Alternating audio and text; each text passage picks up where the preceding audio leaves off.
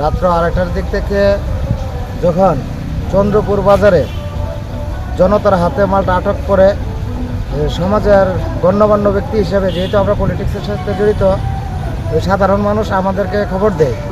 আমরা তখন ঘটনাস্থলে যাই।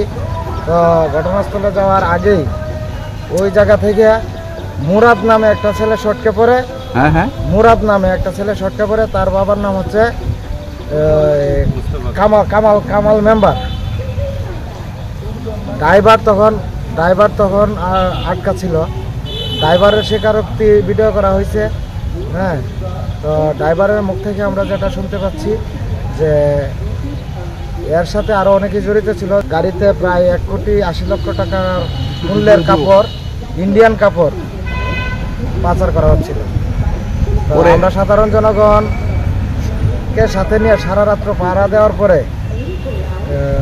ভোর রাত্রের দিকে বারোটা থানার অফিসার ইনচার্জ ওসি মহোদয় সরেজমিনে যান এবং গাড়ি জব্দ করে থানায় নিয়ে আসেন। গাড়ির ভিতর থেকে একটা সুতাও কেউ সরাইতে পারে নাই। হ্যাঁ, ওসি সাহেব নিজে গিয়ে গাড়ির যে করা ছিল, বাধা ছিল, হ্যাঁ, ওসি সাহেব নিজে গিয়ে ওনার ফোর্সের মাধ্যমে গাড়ির মাল চেক করছেন এবং থানায় নিয়ে আসছেন। আমরা রাত্রে একটা সংবাদ পাইছি যে নৈহাটি বাজার থেকে একটা ট্রাক, অবৈধ ট্রাক, ইন্ডিয়ান কিছু মালামাল নিয়ে আসতেছে। এটা সত্যতা যাচাই করার জন্য আমরা একটা টহল প্রেরণ করছি। তো উনি যাওয়ার পরে দেখলো যে জনসাধারণ একটা টাকা আটক করছে। তো উনি আমাকে জানাইলেন যে স্যার, এখানে একটা টাকা আরও পরিত্যক্ত অবস্থায় আছে।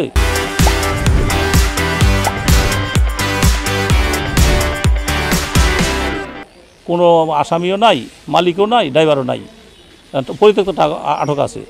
ওর আমি তাৎক্ষণিক ঘটনাস্থল গেছি। যাওয়ার পরে ওদের জনগণকে জিজ্ঞাসাবাদ করলাম। তারা বললো যে এই আসামি পলাতক হয়েছে, ট্রাক ড্রাইভার পলাতক, এখন কার মাল রেখে গেছে জানি না। তবে আমি ওই জনগণের উপস্থিতিতে ট্রাকটা এবং মালামাল জব্দ করে থানায় নিয়ে আসি। সাক্ষীদের উপস্থিতিতে আমরা এটা জব্দ করি।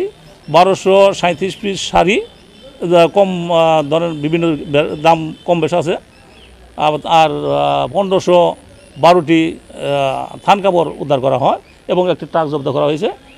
পরিত্যক্ত অবস্থায় আমাদের জব্দ করা হয়েছে। কোর্টে প্রেরণ করেছে, কোর্টের আদেশে এটা নিষ্পত্তি করা হবে।